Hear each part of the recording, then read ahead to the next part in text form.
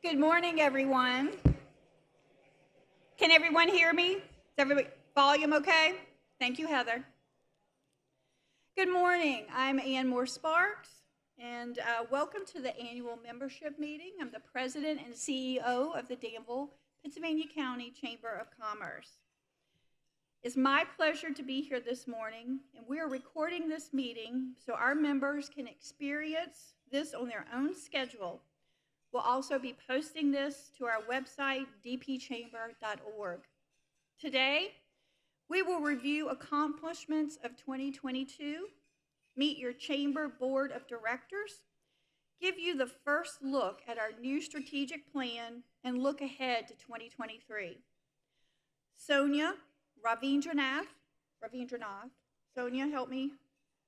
Ravindranath, I apologize, Waddell, Vice President and Economist for Regional and Community Analysis for the Federal Reserve Bank of Richmond, will deliver the keynote on the challenges as well as unique assets of small cities and towns and rural areas that help attract employers and workers with a focus, when possible, on the Dan River region.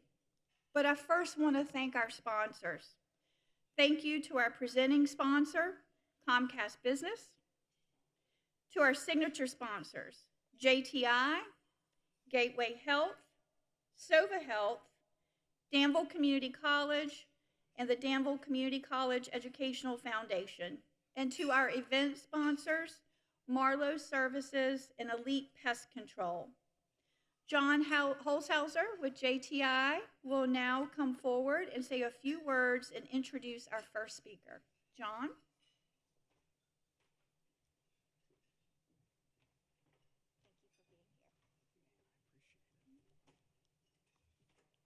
Well, thank you, Ann. And since I am the first one to get up here and speak, I just want to quickly say how well you're doing as our chamber president.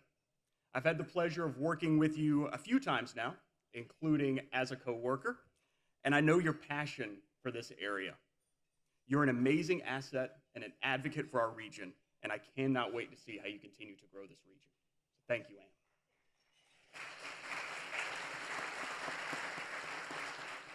Well, good morning. My name is John Holzhauser, and I handle corporate affairs and communications for JTI here in Danville. And I am grateful to be a native of Danville. And I wish I could accurately express how excited I am for our hometown. We're a city on the rise, and that has a lot to do with the citizens and leaders that are here in this room today. So I'm blessed with an opportunity to work for a large international organization. And I speak daily with colleagues all over the world. And let me tell you, they know about Danville, Virginia. They know about our region. See, JTI sees Danville as more than just a place where we sponsor the fountain downtown. Danville and the employees that we have here are critical to our company's success. That's why they push hard for us to be involved in community investment. That's why they advocate for outstanding people practices, which has led us to be named a top employer here in the US and globally for the past 9 years. It truly is a great place to work. But let me tell you, the smile I get on my face when I'm talking to people thousands of miles away and they say, I hear a lot of great things that are going on in Danville. That makes me proud. And today, I have the honor of introducing someone who's been instrumental in the growth of this chamber, the growth of our community, and the growth of this chamber in our community. The 2022 Chamber Chair, Mike Jones of Intertape Polymer Group, who's going to give us his many insights on the accomplishments of our chamber this past year. Mike.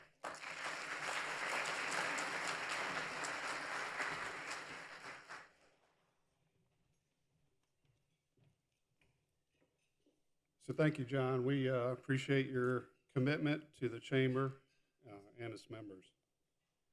So the Chamber certainly didn't sit still in 2022. We started the year. Beth Dowdy led the Chamber as interim CEO. She did a great job during that transitional period, and I just want to thank her for her service during that time. In April, Ann Moore Sparks began her tenure as president and CEO of the Chamber. Not only is she well known and well respected in the community, but Ann has brought a tremendous amount of passion and energy to the Chamber and a proven talent for building lasting relationships. Her strong leadership and vision will continue to build the Chamber's relevance and reputation in the region. In Ann's first month, she began to build her team. Christy Harper was promoted to Director of Member Engagement. Crystal Hairston started as Director of Operations. I can tell you they're right in seat with Ann's passion for the Chamber, and we feel very fortunate to have them on the Chamber team.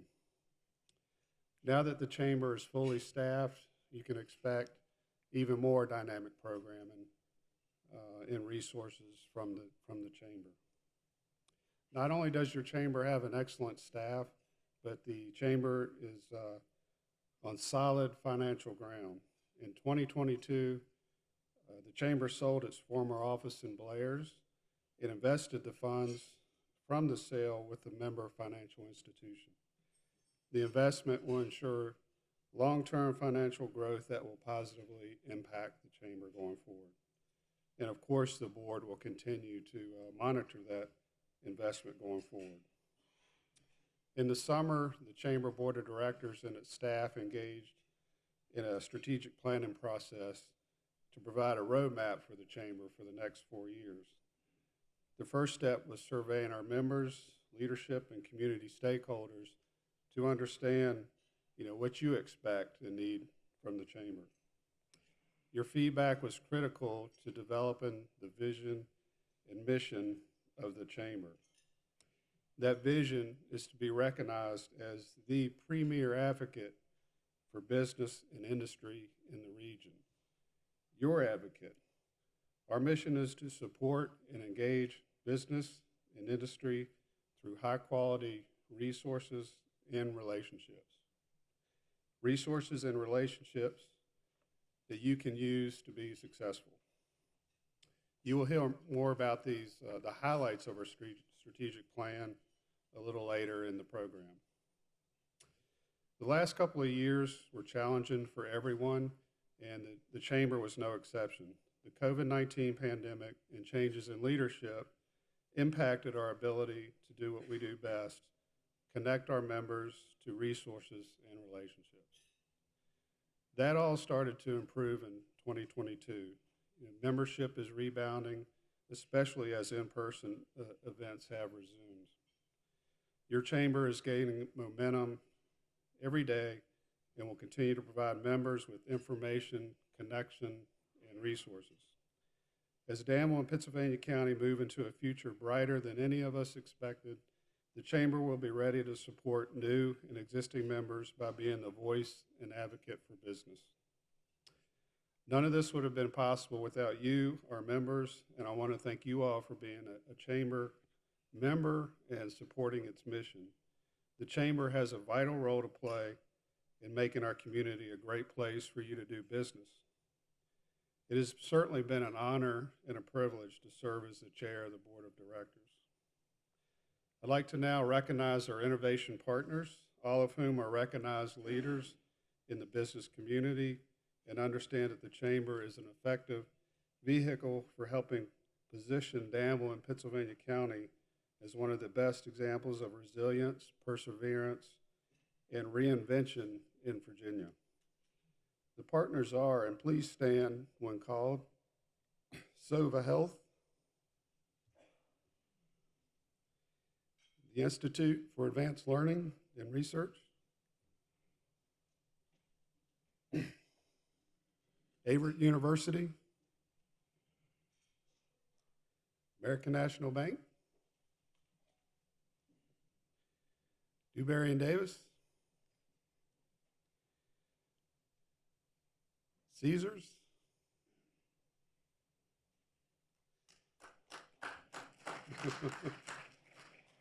Association of Energy Engineers,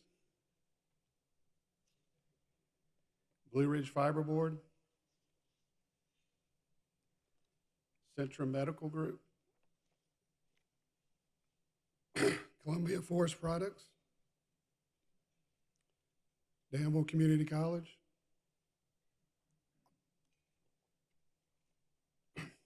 EBI,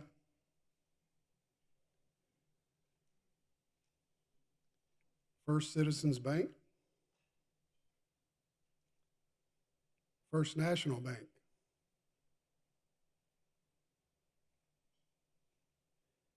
First Piedmont, Gateway Health, Hitachi, Intertape Polymer Group. Hey, I'm a little biased for them. JTI Leaf.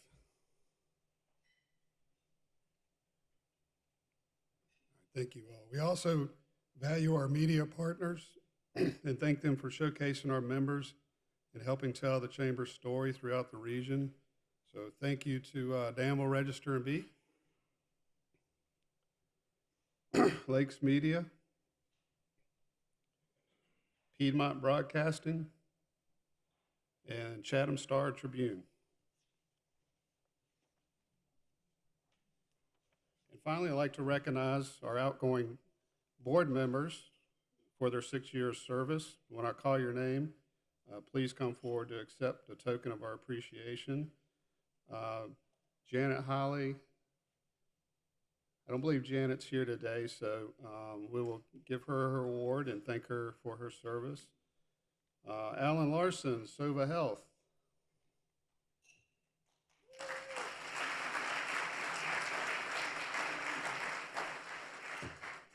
So I would like to give a special thank you to Alan. Alan had the good fortune of leading the chamber at the start of the pandemic. So I know this was a heavy burden, leading the chamber and the hospital during time of crisis. Alan did an outstanding job of leading both, and through this unknown territory, so his commitment and leadership really an example to us all. So thank you, Alan, for your service.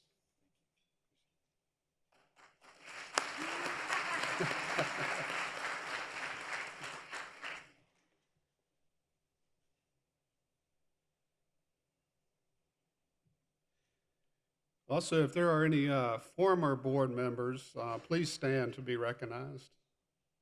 Former board members. If you've served on the board, please stand up. Jeff Haley, all right. Sure, we have more. I would also like to mention we have 2 new community leaders in attendance this morning. Stephen Heatherly is the new CEO and Market President for Sova Health.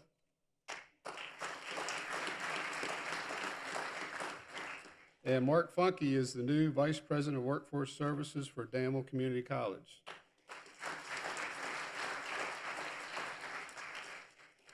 And my first act as immediate past chair of the chamber, I will turn this meeting over to the 2023 chair, Hunter Burns of Infinity Global.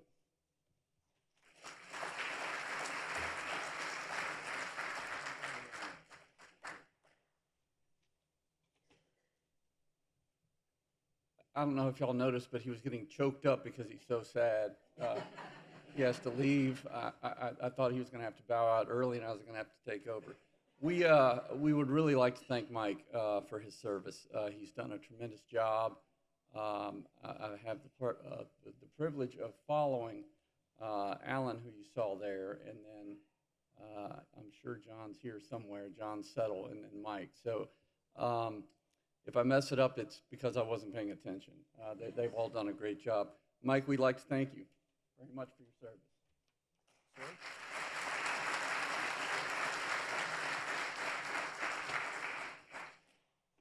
I had a conversation with Ann last fall.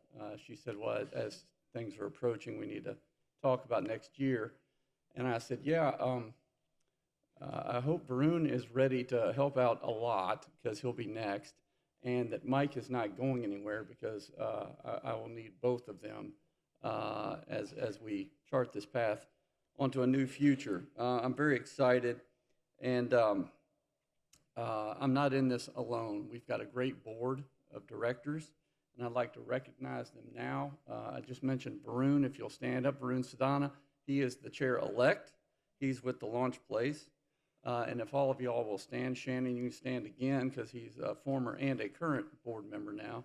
The vice chair from Danville Community College, R.J. Weaver of First National Bank. He's our treasurer. Mike Jones, you can stand again, of Intertape, the immediate past chair. John Settle, who I just mentioned, from American National Bank. Dave Cumbo from Goodyear Tire. Dan Davis from APL Logistics. Rachel Del Campo of Gatewood of River District Consulting. Brian Bradner with Dewberry. I saw Brian earlier, right in front of me, of course. Mary Hammock with Farm Credit of the Virginias. Kristen Worsham, retired CPA. Mark Jones of Pittsylvania County Schools. Scott Waller of Truist Wealth. Welcome back again, Scott. Christine Markowitz from Sova Health. Kevin Palmer with Infinity Global. I'd be shocked if he was here because we're supposed to both be on a call right now, so I'm glad he's there. Charlie Vaden with Columbia Forest Products. And Tammy Wright Warren with W&W Luxury Limousine. And on behalf of the board, we'd like to recognize our chamber staff. Mike already mentioned them, but we are very, very fortunate to have such a strong team right now.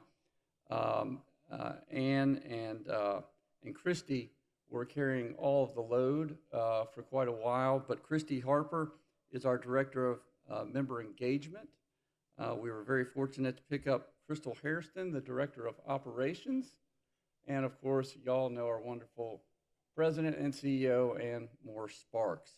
Please give them a round of applause.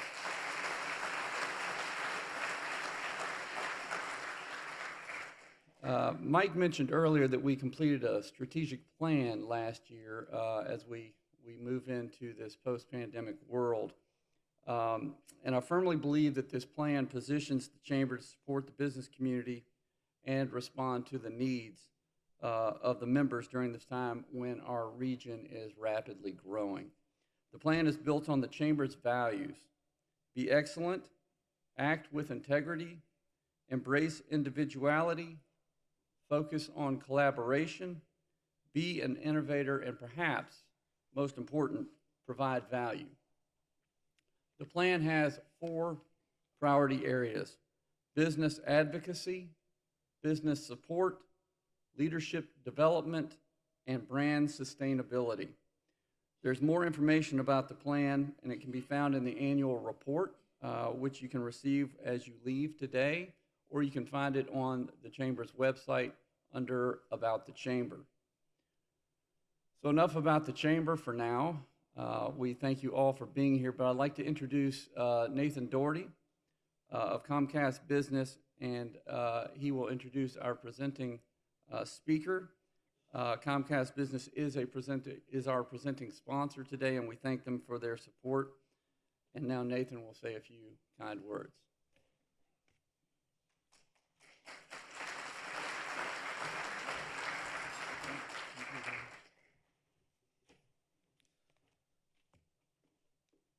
Thank you, Hunter, very much. And good morning, everyone. It is so wonderful to be here in Danville. My name is Nathan Doherty. I'm a Director of Government Affairs and Community Impact for Comcast Beltway Region. And I really appreciate that Comcast Business is able to be a presenting sponsor at this event this morning for the Danville, Pennsylvania County Chamber of Commerce. We're really excited to be here. I was driving through downtown Danville a little bit yesterday, and it's just a beautiful, dynamic, vibrant downtown. And I'd like to think that Comcast is there to help support not only downtown Danville and the revitalization that's gone on there, but the whole region through some of our efforts locally and really across the country to really improve our services for the folks in the area. Comcast has a nationwide team of network engineers, software developers, artificial intelligence scientists, and we leverage our background in software development and machine learning really to develop and deploy tools to make our network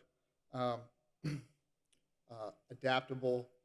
We monitor that performance, and we really try and bring that to all of our potential and current customers here in the Danville, Pittsylvania County area. And through that, we not only expand our network, but we also are really working to provide additional installations.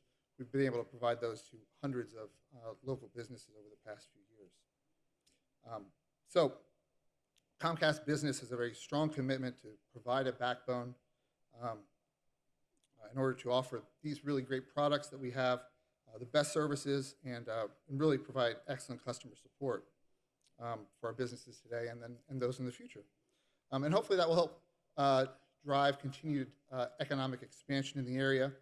And part of that, I think, relates to our speaker today. I have the honor to present Sonia Ravindranath Waddell, who's the Vice President and Economist for Regional and Community Analysis for the Federal Reserve Bank of Richmond. The Federal Reserve Bank of Richmond works to support the nation's economy and focuses on the economic well-being of their district, which covers, of course, Virginia, but also North and South Carolina, Maryland, Washington, D.C., and most of West Virginia. Sonia joined the research department of the Federal Reserve Bank of Richmond in January 2008. She has the responsibility for the regional and community development research area within the department, including the data analysis, publications, and survey work of the unit. In addition, she directs the incorporation of regional information into monetary policy preparation for the Richmond Fed. Her work involves analyzing economic trends, writing for a variety of publications, and presenting on regional and national economic conditions. Prior to joining the Richmond Fed, she worked as an economist for the Virginia Department of Planning and Budget and at ICF International in Washington, D.C. She received a BA from Williams College in 2001 and an MS in Applied Economics from the University of Wisconsin-Madison in 2006. She currently serves on the boards of the Virginia Association of Economists, the YWCA of Richmond, and the Virginia Opera. She's also a member of the Joint Advisory Board of Economists for the Commonwealth of Virginia and has served on the board of the Richmond Association of Business Economics. Everyone, please welcome Sonia to speak this morning.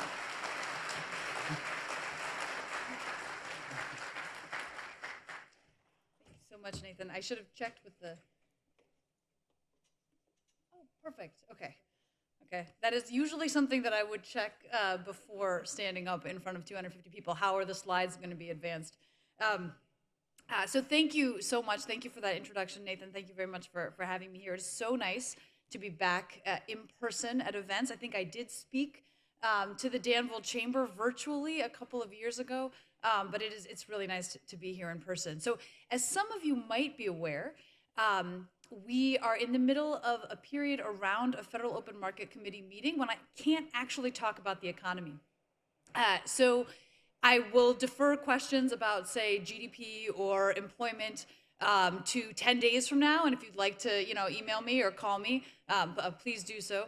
But what I'm going to focus on today is the work that we've been doing at the Richmond Fed, understanding the challenges and the opportunities in the more rural parts of our district. And I'm going to keep a close eye on the time, and Ann, do feel free to sort of give me a 5-minute warning, because I'm a little bit worried about taking too much time here. But what I realized is that I should probably start with why are we thinking about this at the Richmond Fed? Like, how do we get at this question of sort of economic and community development across the geographies in the 5th Federal Reserve District? And we get at it really through two ways. One is our mandate for maximum employment. So in order to facilitate maximum employment, we need to think about and understand the structural challenges that our communities are facing in sort of advancing employment outcomes. So that's one.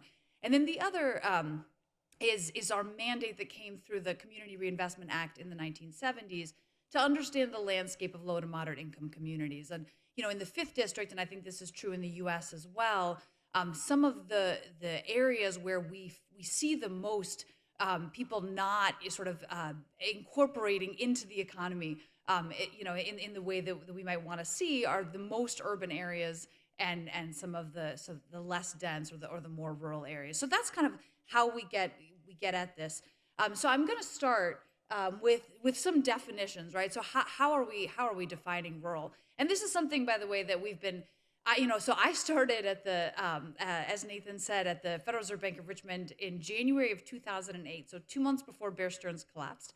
And I think in all of my 15 years at the Richmond Fed, we've been trying to understand sort of the economic conditions across our region. Certainly my unit has done that from the beginning. But this real focus on sort of how do we think about rural has been sort of in the last, 4 or 5 years, I would say. And the first thing we have to do is define it, right? And that is not so easy. And I'm going to talk about some of the nuance there, and then where I think we might be able to sort of add value across that nuance. So there are a lot of different definitions of rural. I'm not going to go into a ton of detail about each of these, but the Census Bureau has its own definition at the census block level. They kind of define urban, and then anything that's not urban they call rural. The USDA has a set of codes called Rural Urban Continuum Codes, and that's where I'm going to focus sort of a lot of my attention.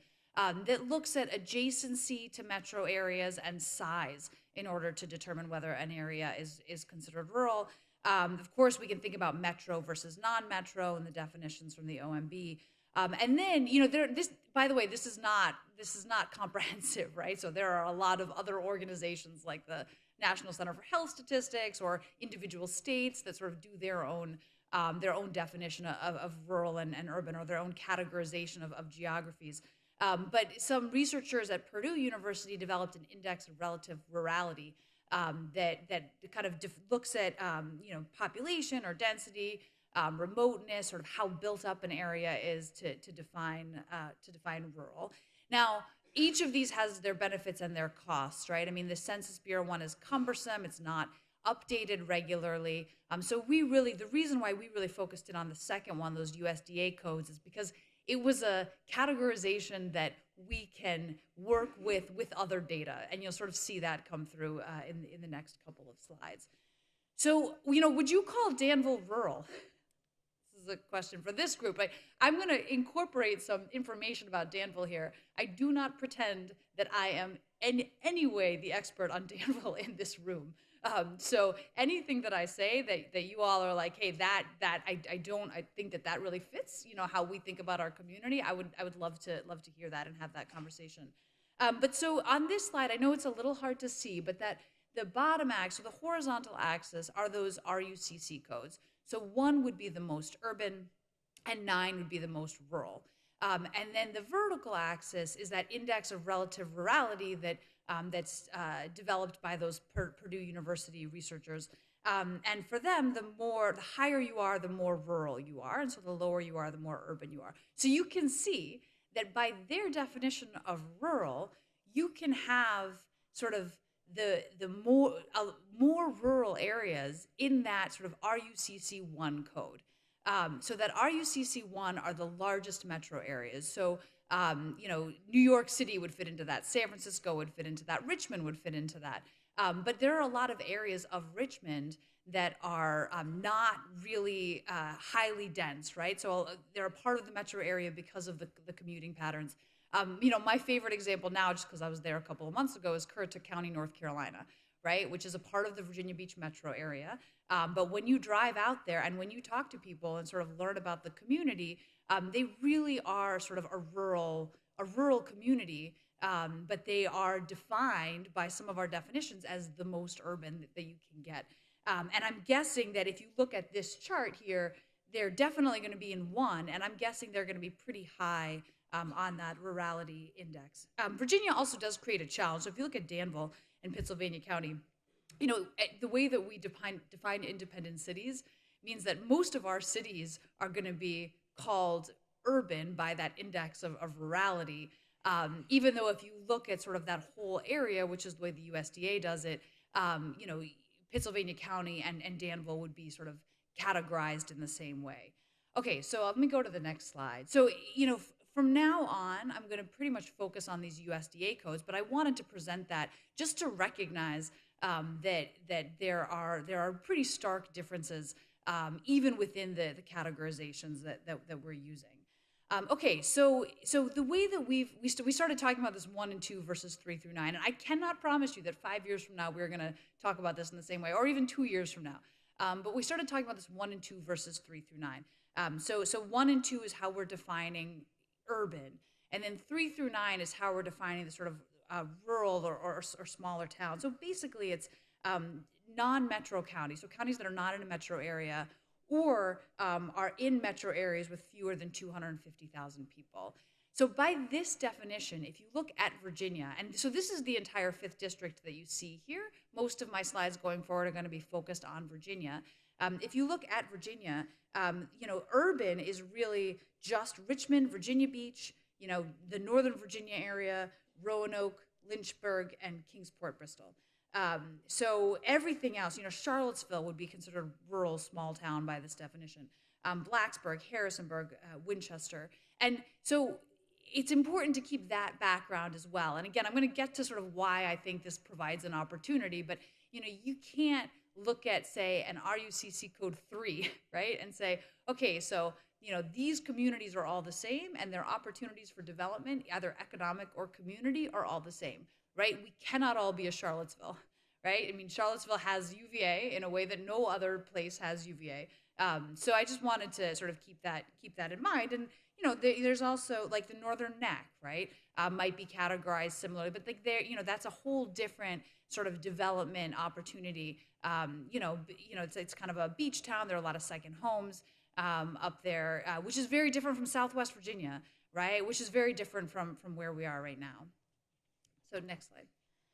Okay, but this is why we started to look at this. So this chart is employment to population ratios. It's an average for the set of counties in Virginia that are in that RUCC code.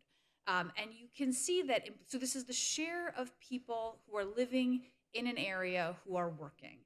And you can see this sort of downward trend, right? So the more rural you are, the lower your employment to population ratio is likely to be. Between the most urban and the most rural categorizations here, in the 5th Federal Reserve District, there's a 20 percentage point gap in employment to population ratios. That's huge, right? That is huge.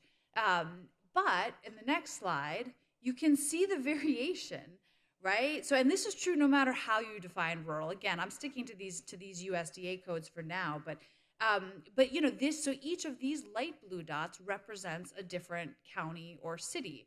And you can see that in the most urban areas, that categorization 1, you can get a county with an employment to population ratio that is way lower than some that you see in the most rural counties, right? So we cannot, you know, we cannot make sort of generalizations, but this also provides an opportunity, right? So yes, it's hard. I would love everything to fit easily into buckets, but this also provides an opportunity to think about the rural areas or the urban areas, but let's stick to rural, the more rural areas who are sort of seeing employment outcomes either kind of, you know, solidly sort of more positive than other areas or growing, improving over time. What are they doing, and are there ways to leverage sort of what they're doing in other communities in the 5th district? And this is one of the places where I think the Richmond Fed can sort of provide some support. So the next slide. Oh, here I just pointed out where some of, you know, Danville, Martinsville. So the city of Danville, for example, this is just the city, had an employment population ratio by the most recent data of about 65%. So I thought I would point that out. Okay, so one piece here is just sort of levels, right? Like where are we sort of across the district and across types of geographies? Another is what are we seeing with respect to change? So again, this is something that we have been understanding or looking at or trying to understand for, as long as I've been at the Richmond Fed. I remember writing a memo for then President Jeff Lacker around, I actually think it was more like around 2015 or 2016, about the movement of employment and population in the most urban parts, like the growth in the most urban parts of the U.S., sort of at the expense of not just the agricultural areas where we've been losing population and employment for 200 years, but in like the smaller towns. So we were seeing slower growth or declines in some of our smaller areas, and we were seeing a lot of movement and a lot of growth in the most urban areas.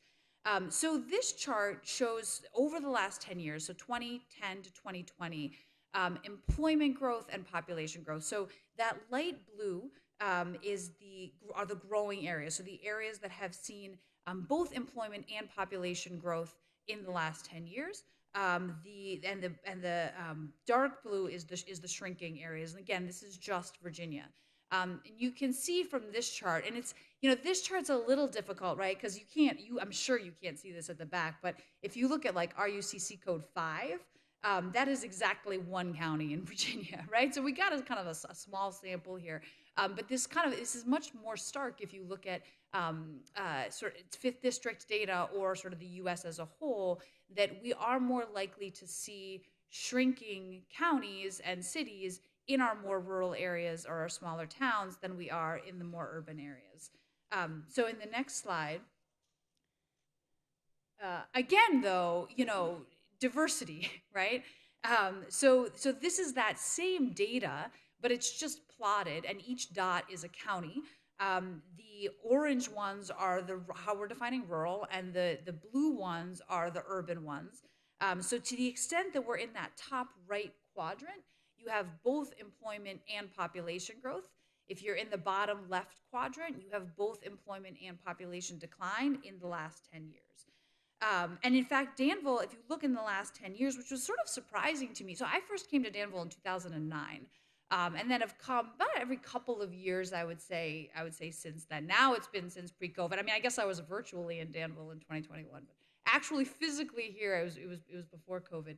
And I was surprised actually, because I've seen so much growth in this area, but still, if you look at the city, both employment sort of and population have still declined from 2010 to 2020, but not nearly as much as, say, Southwest Virginia, right? So those counties, like all the way at the end, again, these are all Virginia areas. That's Buchanan, that's Wise, that's Lee County. But then you also see some of those the areas, the more rural areas, in the top right quadrant, right? In that, so we see some of those are exurbs, right? So kind of around the DC area or Louisa County in Richmond. But there are also some that are growing, not just relying on closer metro areas. Okay, so next slide. So growth in an area. So think about population growth or employment growth. And again, these are just some metrics, right? Like, I live in Richmond, and I would not want anybody to characterize Richmond's success based entirely on employment and population growth, especially when you look at some of the margins of error around some of these numbers. But it is certainly one measure, right? And one metric that we can use to understand how we are incorporating our citizens sort of into the economy and into employment.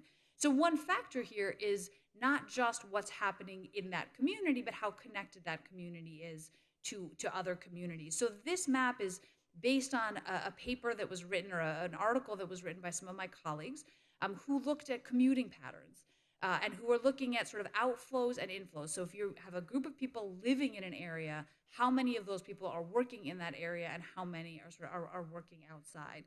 So these connected communities, so that orange, are the ones who have very high inflows and outflows. So they have high shares of people commuting into the county and high shares of people commuting out of the county.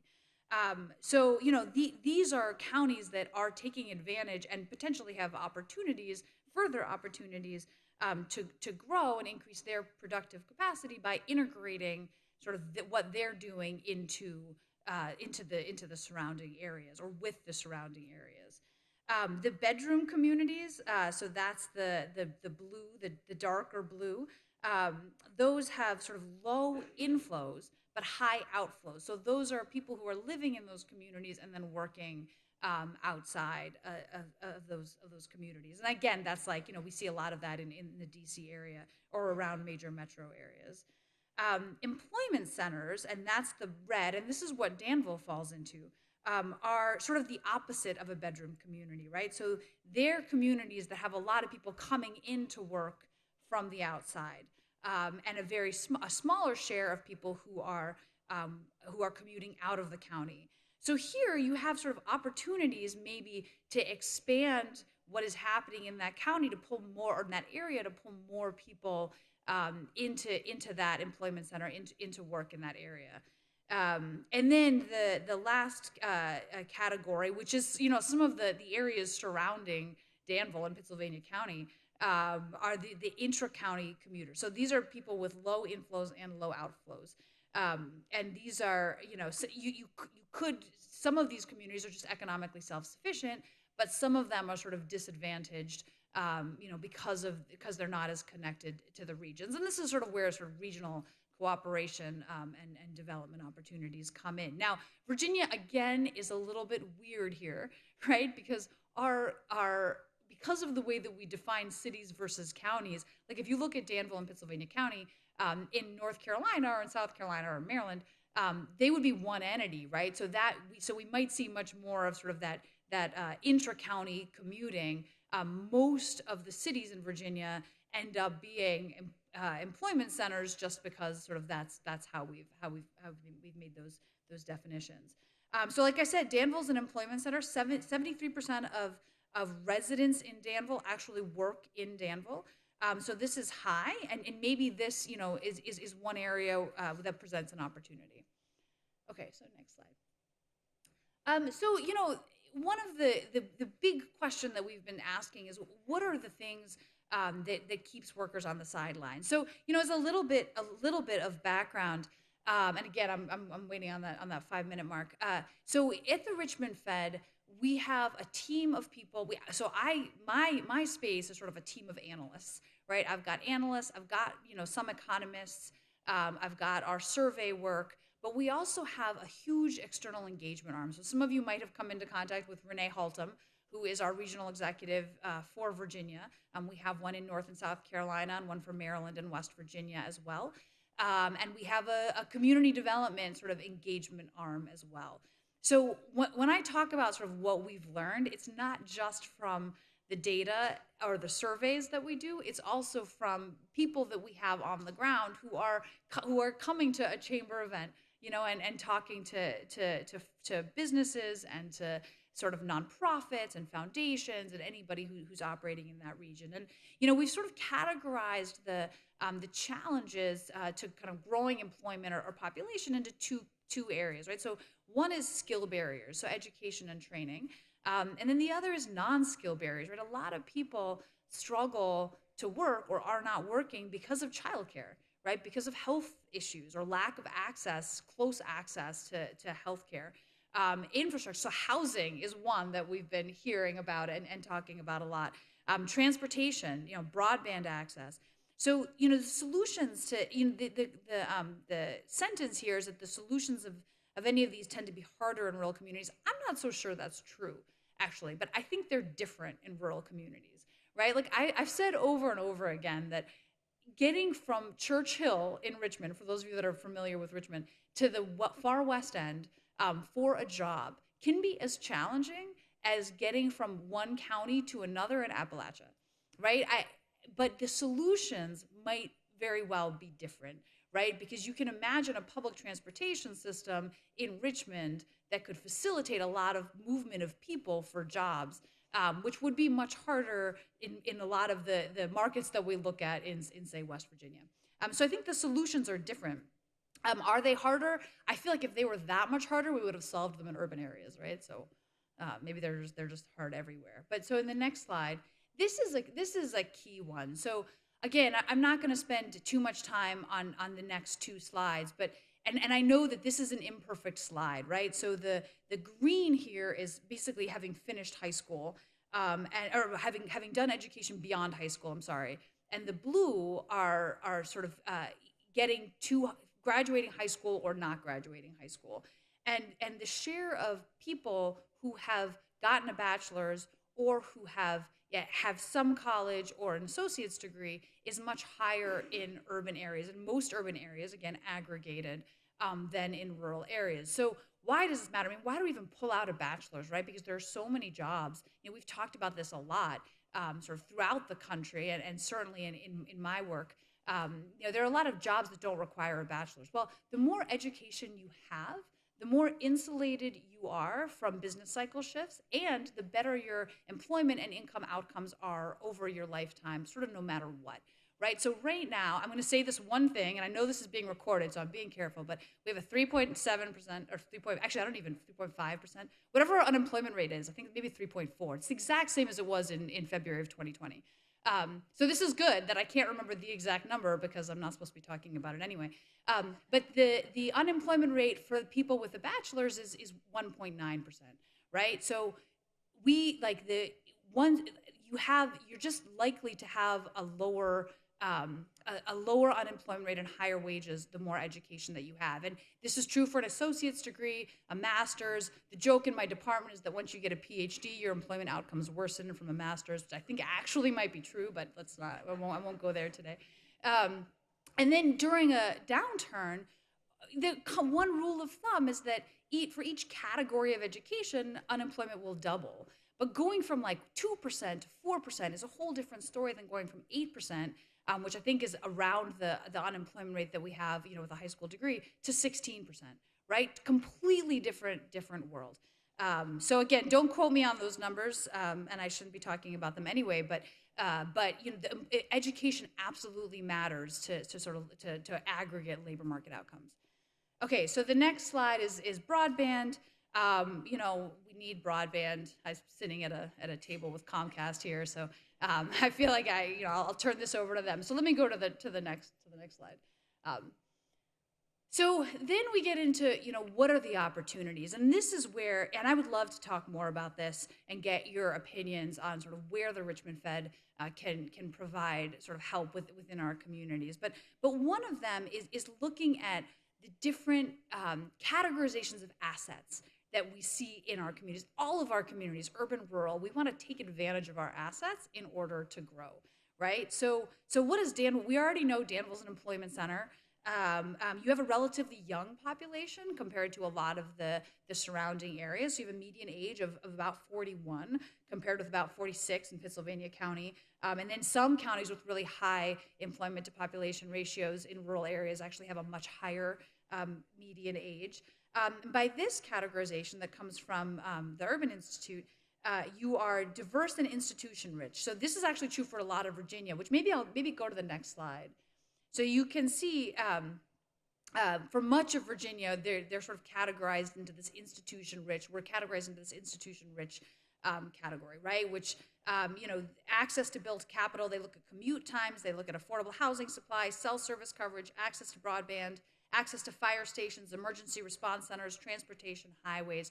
And you see this in Danville, right? You guys have built up your built capital over the course of the last 10 years. You know, there are similar counties in North Carolina, Robeson County and Beaufort County in South Carolina, Halifax and Mecklenburg counties in Virginia, right? So maybe there are things happening in those counties or in other counties that you can take advantage of here, or vice versa. And this is where, you know, again, we have these people who are on the ground at the Richmond Fed who are learning about what's happening in communities. If there's a way for us to help communities sort of see similar communities that are doing different things, maybe we can contribute to the capacity in our communities, because so many, I mean, Danville is a little bit different here, but so many of our more rural communities just don't have the ability to know what's going on in other areas. And we have people whose job it is to know what's going on in other areas. Another categorization, and this is the last sort of content slide here, is done by the American Communities Project. So the chart here, not the map, but the table here is for urban and rural communities. and 15% of the 5th District population, 18% of the Virginia population falls into a category that they call the African American South. Of course, we also have a lot of military posts. We have urban suburbs. We have exurbs, right? A lot of that is DC. But there are challenges from this history, and Richmond is right there in the middle of engaging with and understanding the challenges from this history. But there are opportunities as well that come from this history, and I sort of wonder across urban and rural areas. I wonder if we can do a better job of taking advantage of this rich and cultural American history in order to sort of to bring people to different parts of Virginia. So let me go on to the next slide. So these are just some opportunities, but these are typologies that are developed by other institutions, right, that we're learning about. So you can't, this African American South categorization versus this institution-rich categorization, there are different counties and regions within our district that are going to fall into, different categorizations here, different typologies. So how do we sort of, help, or if a community is like, okay, this is the area around which I want to develop. I want to bring in tourism. Okay, maybe there's a categorization that can help our typology, that can help that community understand sort of where their tourism might match up with somebody who's done something successful in that area. The same thing with building institutions, the same thing with, maybe with attracting different kinds of industries, right? So there are all sorts of industry categorizations of communities that we've looked at. But, what do people need to do? I don't need to tell this to this crowd, right? Obviously collaboration matters, playing to strengths and assets, telling your story. The leadership piece is definitely something we hear a lot about. The capacity piece is something that we hear a lot about, and that's where we're really trying to see if we can do anything to help. So I have 2 plugs now, and then I will be quiet, and I'm happy to take any questions at any time. Like I said, you can email me, at any time. The first one is a rural conference that we are putting on in Roanoke, where actually Telly Tucker here is speaking at this conference. So if you want more incentive to come, it's an hour and a half up the road. This is our fourth iteration, I think, of this conference. It's going to be 2 days now, and we're going to bring together leaders in communities to sort of talk about what's happening across a number of different dimensions. We're going to pull in some researchers in economics and in other fields. We've got some community development finance sessions going on. So please, if you have questions, let me know. But we would love to see as many of you at this conference as we can. It is April 11th and 12th. And then I know the next slide. I know that, and again, these slides can be made available, to anybody at any time. I know that I can't talk about the economy. So normally I wouldn't make this plug without showing you some slides from our surveys and what we've learned about the region's economy. But we rely on manufacturers and service providers across the district to respond to our monthly surveys to understand where economic activity is going. All of this, or a lot of it's available on our website aggregated. So the responses to these surveys are kept confidential. But I'm standing here in front of a group of people who own or work in businesses that contribute to the Virginia economy. The more respondents that we can get, the more likely we will be able to pull out Virginia. So right now, our data is only available aggregated for the 5th District. I would love to be able to aggregate it for our individual states, but we can't do that without more respondents. So I thought I needed to make a plug. And if you want me to make a plug with data, again, let's just get on the phone in 10 days. And I look forward to that conversation. So I think that's next slide is it. And I'm happy to take questions, but I also know that we're sort of running up against time. So I'm so pleased all the bankers are here this morning. First Citizens, First National, American National. Only bankers can come out early in the morning and love charts and graphs like you put up. But I do want the group to know, many of us bankers, I've known Sonia since probably 2008 or 2009. She is one of the best economists with the Federal Reserve. And I'm really thrilled that you're with us today. So what are interest rates going to do? Very funny. So I look, wouldn't answer that even outside of blackout. So I was trying to scribble notes to get one question out of all of this, okay? And it's hard, but I want to go off what John Holzhauser said when he introduced from JTI. He was talking about he's from here, how proud. This community, this region, has celebrated and accomplished tons of small wins. And so many that we could take hours to talk about it. Sonia, I think my question is, and I'll give you latitude to whether it's research or just your opinion or the Fed's opinion.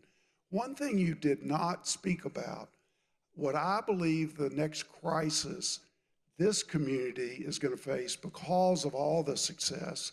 Our new friends from Caesars here are going to create this, housing. So housing in rural America is probably a challenge throughout the country, but I'm curious about your thoughts about, what do we do about it? What can be done about it? What's y'all's thoughts about it? Is it a crisis? Is it as bad as I think it's going to be? So I'll let you go as broad or deep as you want to go. Okay, and I'm going to try to be brief too, which is always a challenge for me. And also, one thing that I absolutely should have said is at the beginning is that, of course, these views are mine and not those of the Federal Reserve Bank of Richmond or the Federal Reserve System.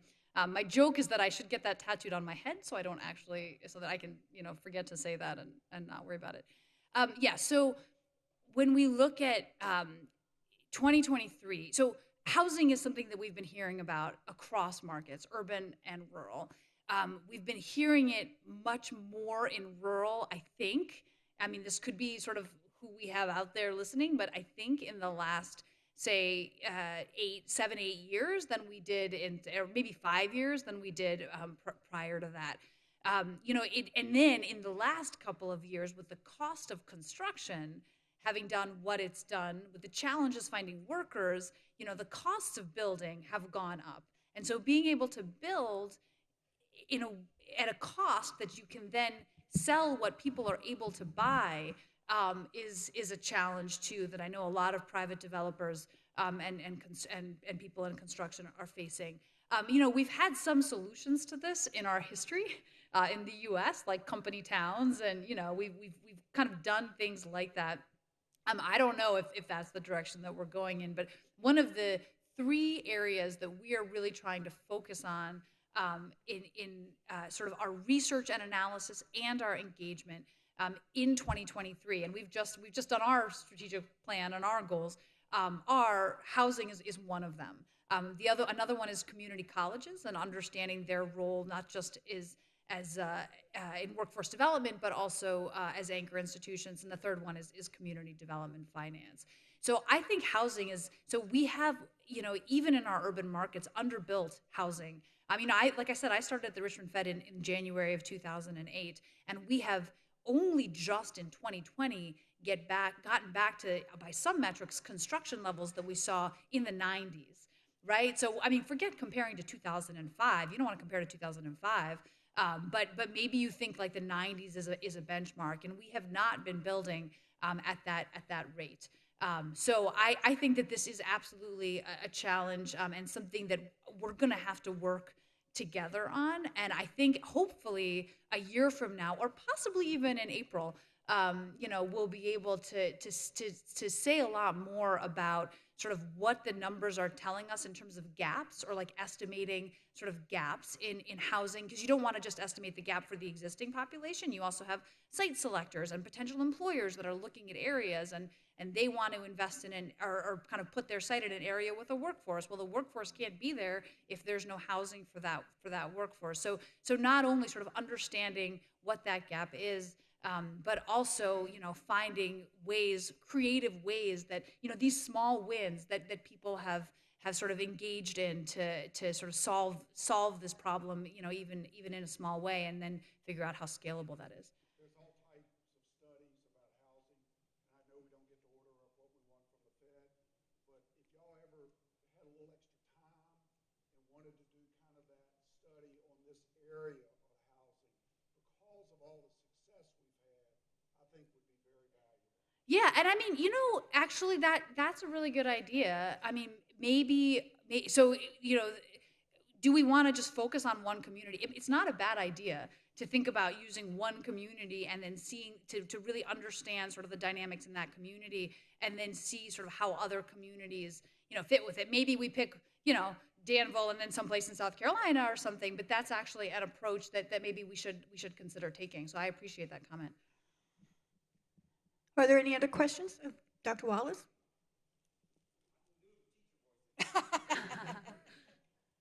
Just in case. I don't share this very often, but I actually sang a cappella in college. So I also know how to project without a microphone. First off, thank you for the presentation. It's very informative. My question is, what is Richmond Fed's stance on the importance of the community college as it relates to the workforce in the small and rural areas?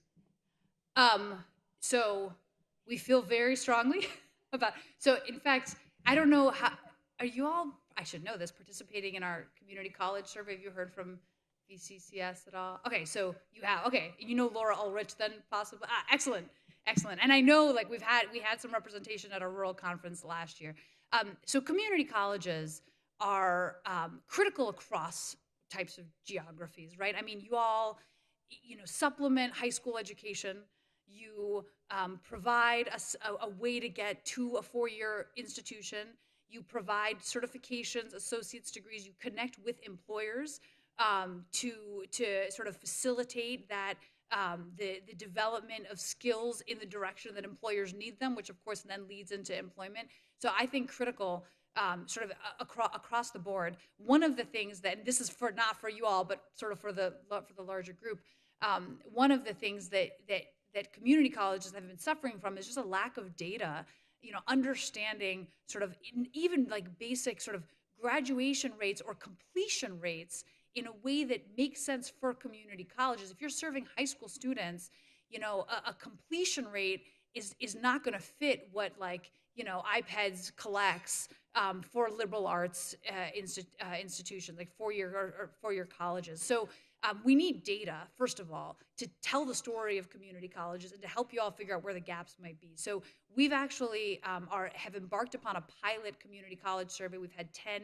schools, or maybe it's 9 schools in the 5th district that kind of span urban and rural. We are trying to build out that survey. That's a big effort this year. We're working with the community college systems and trying to get all of the community colleges in the district to participate in this survey just to understand the data. And I think the systems and the colleges themselves, from my understanding, so we have one of regional economists, she's based in Charlotte, Laura Ulrich, who's fantastic, by the way. If you haven't met her, she's fantastic.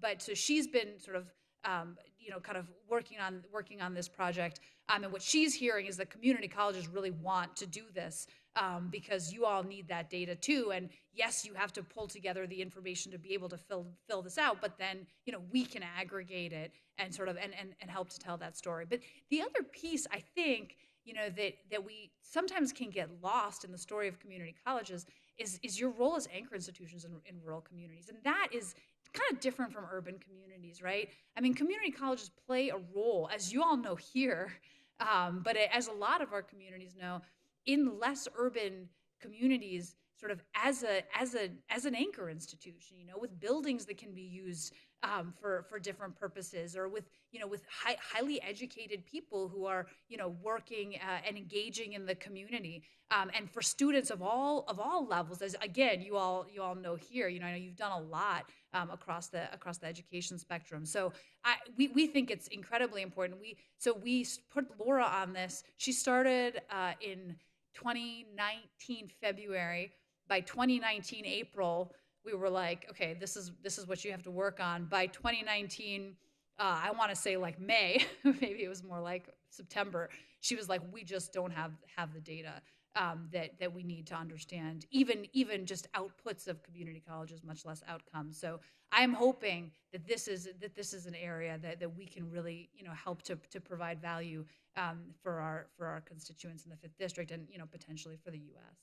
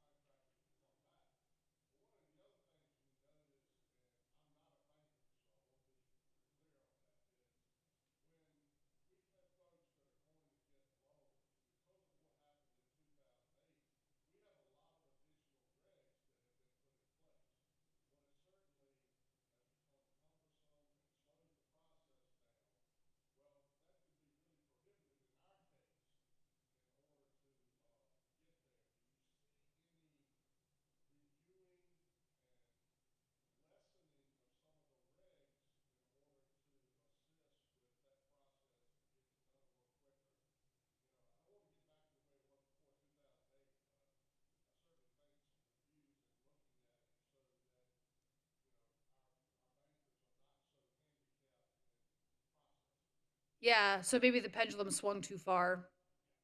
Um,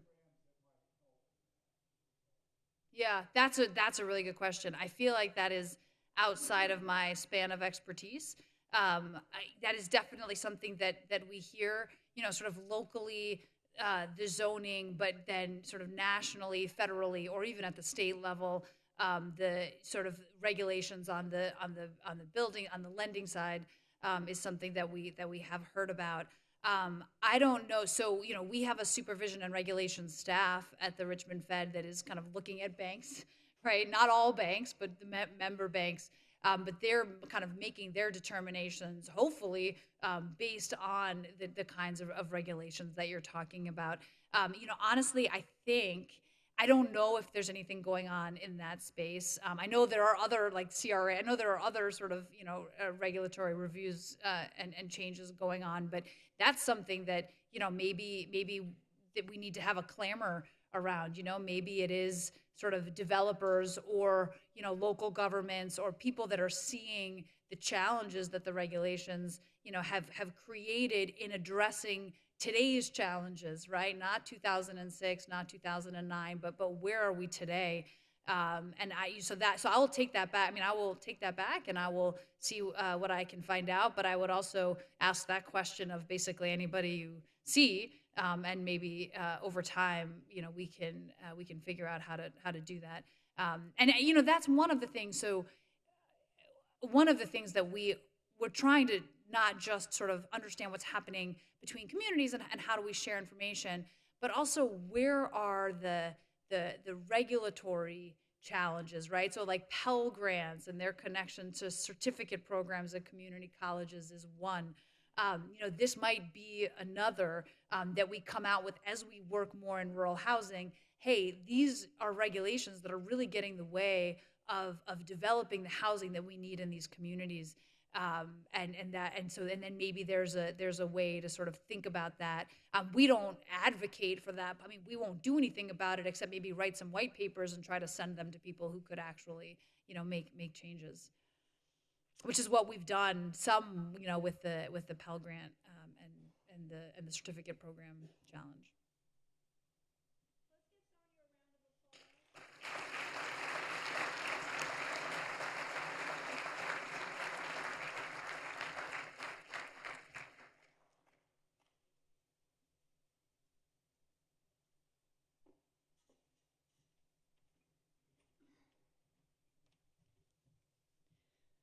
Sonia, that was amazing, and I know you all enjoyed that. We had some great conversations last night over dinner with Jeff and Charlie. And Jeff, thanks for picking up the tab. I appreciate that.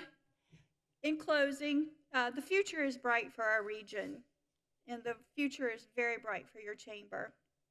Before we adjourn, I just want to take the liberty of talking just a little bit, and I want you to think about the future before we leave. Sonia, and for those of you who've heard this story before, I do apologize. It is a little bit redundant, but I think it's fitting as a closing. So Sonia, in your gift basket, there is a book. It was written in 2005, and it's a historical context of our community, of our region, Danville and Pittsylvania County, from tobacco queens to the mill to farmland and everything in between. But on the last page of that book is a bright, shiny building that was built to transform our region after we were decimated by tobacco and textile. And you all are sitting in that building today, 20 years later. That book was written by Todd Yates, who is with us today, and it's a funny thing how time works. When he wrote it in 2005, he was the assistant city manager for the city of Danville, and now he is the executive vice president for manufacturing advancement here in this building. So Todd, thank you for that. I tell you this story because our community is changing. It's growing.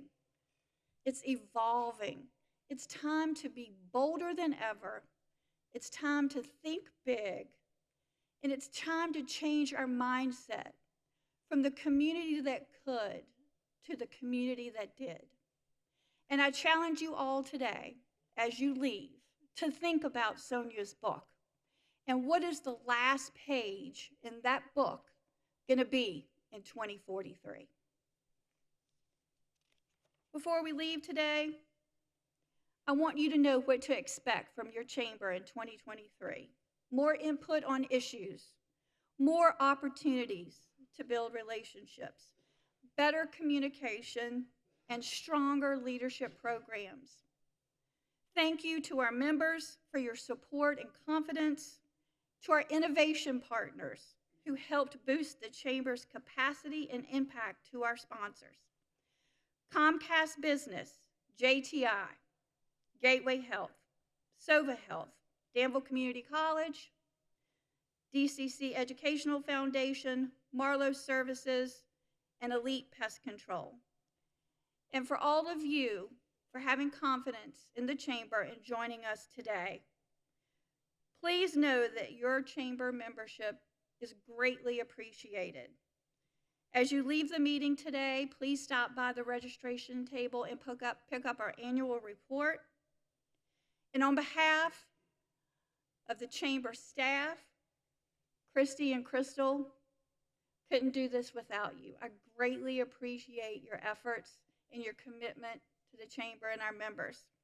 So I wish I had a gavel, so I'll make sure I have a virtual gavel next time. But on behalf of our 521 members and our more than 21,000 member employees, this meeting is adjourned. Thank you.